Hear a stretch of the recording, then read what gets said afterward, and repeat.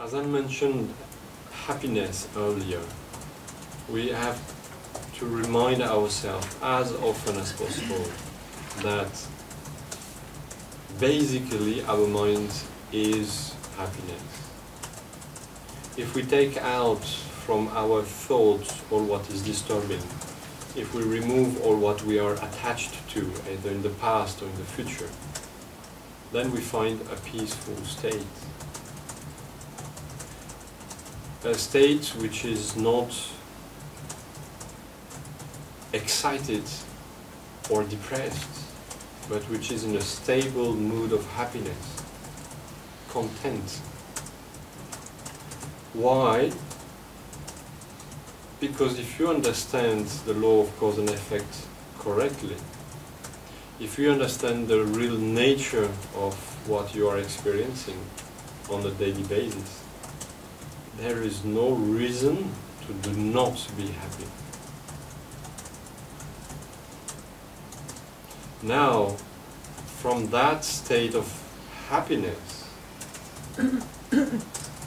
you can observe that many other people are not happy and distressed and in pain. So your mind decides, whatever state of happiness I am in, I will use it for the benefit of the others. So renunciation is not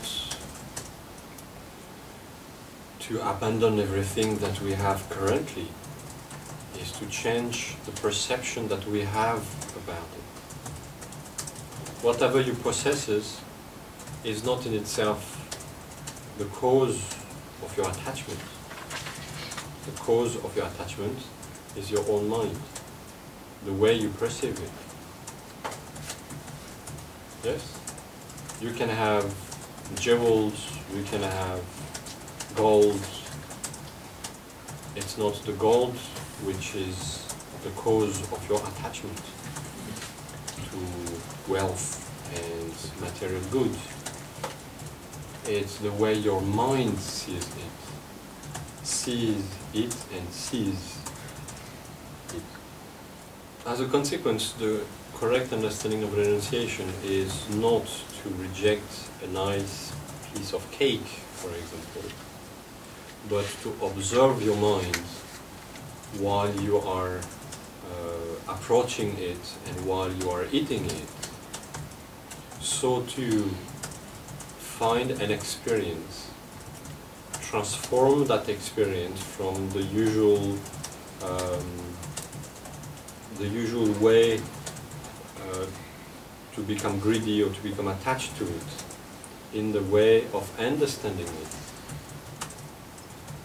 of completely transforming the energy which would go in the attachment in this experience of joy which can come out of it. Misunderstood renunciation would bring us to say, oh, I see a piece of cake, I definitely see that I'm attached to the piece of cake, so I will try to keep it away from me.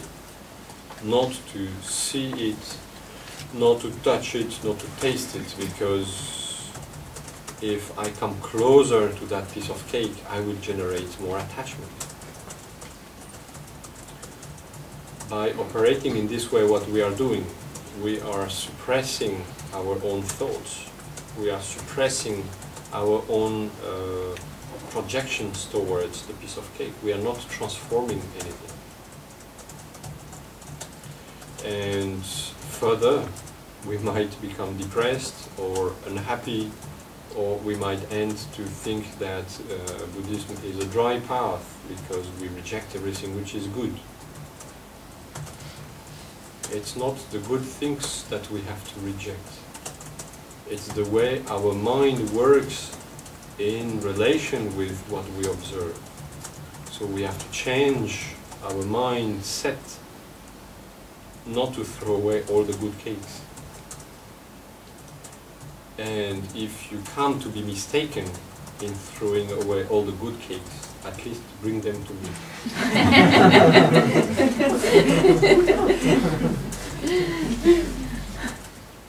We will come back often on these basic points, but very important in order to understand the path correctly. Because all through the Bodhisattva Kanavatara, it is about our minds, observing how the mind tends quickly to generate negativities, or anger, or attachments. And it can be perceived as denying our inner nature by setting aside all these negative thoughts and negative projection upon object of attachment, which is not the case on the path we are on. On the path we are on, it is not to throw away in the way of repressing. It is to understand, observe, and transform. We take what we have, who we are, as we are, and we change this for the better. On our path, we come to take a certain amount of commitments, a certain amount of vows as we progress step by step. Among these commitments is the one of never torturing ourselves, never depriving ourselves. This means, as I started with, that it is not a path of asceticism which is promoted in our path. It is much more to work on what the mind makes out of what is experienced, rather than to repress anything and, worst, to beat ourselves physically or psychologically as a means of progression. This, no way. Yes, it does not exist in Buddhism to torture oneself, to beat oneself, or to use any kind of device to experience pain. We do experience far enough pain to understand what is the true nature of the samsara. No need to add some more. We have touched today actually what we are mentioning as the three principles of the path. The three principles of the path are bodhicitta, renunciation, and emptiness. A correct understanding of what is the awakening mind, a correct understanding of what is renunciation, and what is the non-inherent existence of phenomena. On the basis of these three principles, you can build a successful spiritual progress. And these three principles are important together. Not for the next 10 years I work on bodhicitta, and the 10 years after it will be renunciation, and the 10 years after it will be emptiness. For the true, I had an empty thought. Otherwise, what we are doing is not understanding how they work all together. And they are supporting each other.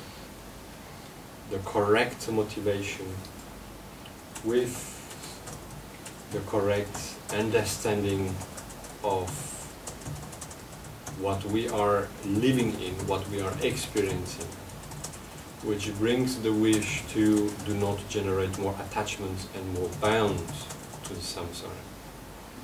Doing so comes back to helping also the motivation of progressing on the path for the sake of the others. So they are all helping, these three principles are helping each other.